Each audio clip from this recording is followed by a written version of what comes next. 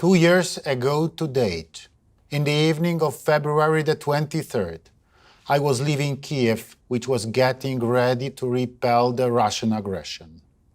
Just an hour later, first bombs were dropped on the Ukrainian capital, and Vladimir Putin's troops launched a full-scale war against an independent Ukraine, a brutal war which is unfortunately going on until this day. Together with Lithuanian President Gitanas Nausėda, we went to Kiev one day before the Russian aggression started in order to give our strong support to President Volodymyr Zelensky and to the Ukrainian people. We wanted to send a clear message that the world would not leave Ukraine alone. And that is what happened. Poland has been supporting the fighting Ukraine right from the start. I'm truly proud to recall the attitude of millions of Poles who, starting from the first hours of the war, opened up their hearts and homes for our neighbors who were fleeing the tragedy of the war.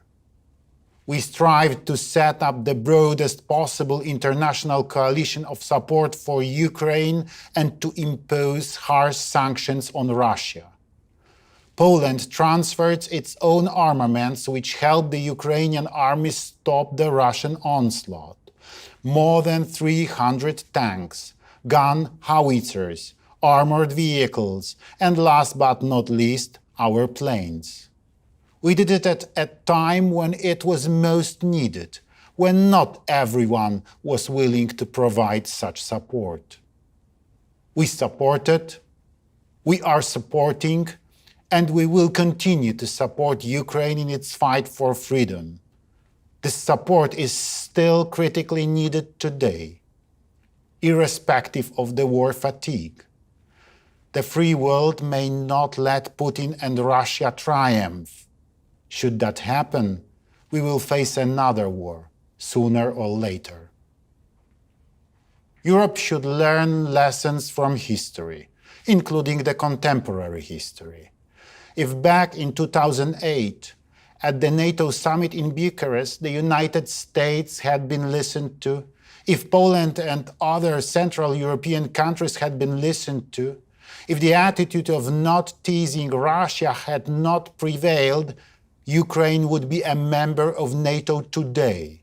This war would not be fought. This should be a big remorse for some NATO member states.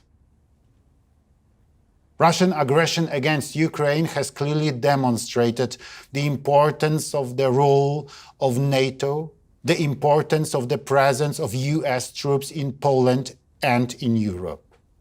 The United States is and should remain the leader of security in Europe and across the world. However, other NATO members also have to take a bigger share of responsibility for the security of the whole alliance. They need to intensively modernize and boost their armed forces. This is what Poland has been doing for quite a while. We are currently allocating over 4% of GDP for the modernization of our army. For we know that security has a very well-defined, huge price to pay. If we want a safe Europe for future generations, we have to act. We have to act now.